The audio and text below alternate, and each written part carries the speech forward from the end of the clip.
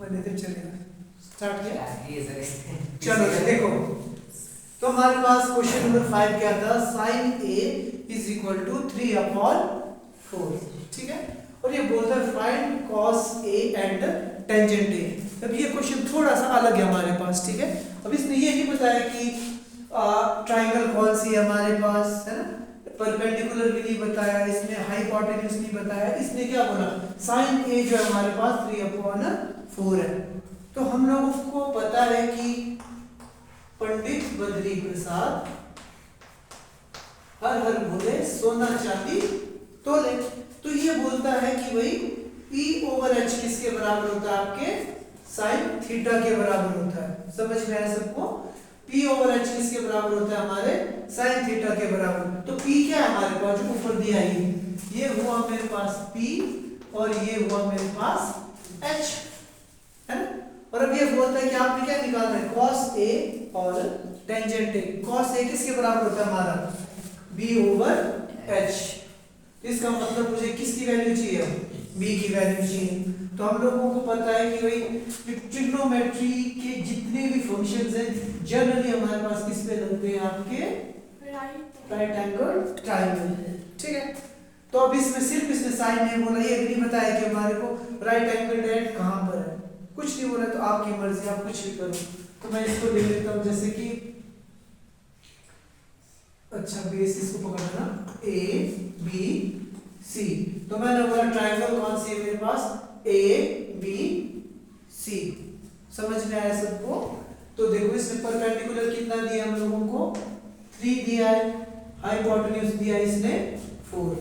अब हमें क्या करना पड़ेगा, AB की वैल्यू को कैलकुलेट करना पड़ेगा। तो हम लोगों ने पढ़ा है जब कभी भी हमारे पास राइट एंगल ट्रायंगल के दो साइड्स दिए हो, थर्ड साइड को अगर मैंने कैलकुलेट करना होगा so we will use Pythagoras theorem.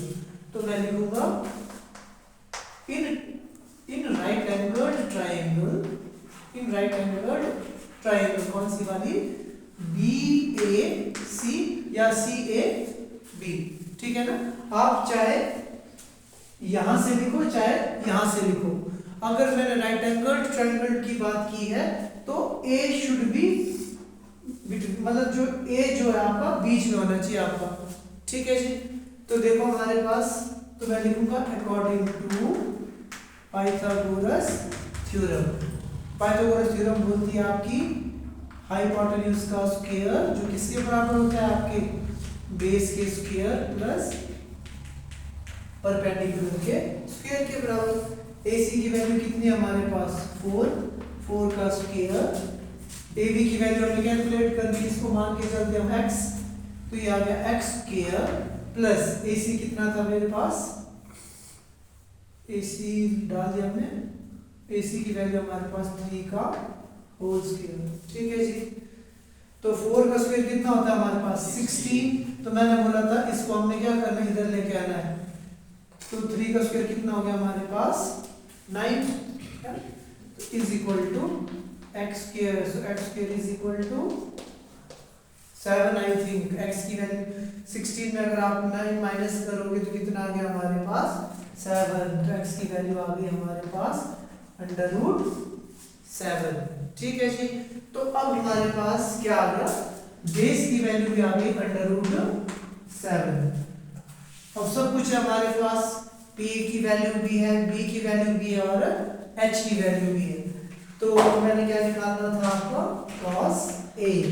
cos A क्या होता है बच्चों हमारे पास, बेस अपॉन हाइपोटेन्यूज। बेस कितना है हमारे पास, √7 और हाइपोटेन्यूज कितना है हमारे पास, 4 सेंटीमीटर। क्लियर है सबको? फिर अगला है हमारे पास टेंजेंट थीटा। tan किसके बराबर होता है, आपके परपेंडिकुलर ओवर बेस। तो परपेंडिकुलर कितना था हमारे पास, AC, और बेस कितना हमारे पास, AB, ठीक है। तो AC की वैल्यू कितनी है बच्चों हमारे पास, 3, और AB की वैल्यू है √7 सेंटीमीटर। बस इतना सा काम हम लोगों ने करना था, ठीक है। तो अगेन दोबारा बताता हूँ, हमारे पास क्या थी, एक राइट एंगल ट्रायंगल थी और हमें दिया था साइन थीटा। साइन ए दिया था, तो हमें पता है साइन में जो न्यूमिनेटर में क्या आता है आपके परपेंडिकुलर, और डिनोमिनेटर में हमारे पास आता है हाइपोटेन्यूज। तो परपेंडिकुलर मैंने डाल दिया 3, हाइपोटेन्यूज लिया 4, ठीक है। और अब मैंने क्या करना था, बेस की वैल्यू को कैलकुलेट करना था। तो इसके लिए मैंने कौन सी थ्योरम लगा दी, हमारी पाइथागोरस थ्योरम। तो पाइथागोरस थ्योरम बोलती है हाइपोटेन्यूज का स्क्वायर किसके बराबर होगा, बेस का स्क्वायर प्लस परपेंडिकुलर का स्क्वायर। हाइपोटेन्यूज क्या था हमारे पास, BC, बेस क्या था AB, और परपेंडिकुलर था हमारे पास AC। तो BC की वैल्यू कितनी थी, 4 का स्क्वायर 16, 3 का स्क्वायर हो गया हमारे पास 9, 16 माइनस 9 इज 7, और स्क्वायर अगर इक्वल टू के इधर जाएगा तो वो क्या बन जाएगा, अंडर रूट। तो x की वैल्यू आ गई हमारे पास अंडर रूट 7। बस अब cos A निकालूंगा, cos A क्या होता है, B over H, B over H, और रूट 7/4, और tan A आया हमारे पास perpendicular upon base, perpendicular upon base. वैसे तो यहीं पे हमारा क्वेश्चन फिनिश हो जाता है। अगर आप चाहो तो क्या कर सकते हो, इसको रैशनलाइज भी कर सकते हो। तो बस इसके साथ हमारा क्वेश्चन नंबर 5 फिनिश। तो हम करेंगे इसके बाद अगला क्वेश्चन, क्वेश्चन नंबर 8।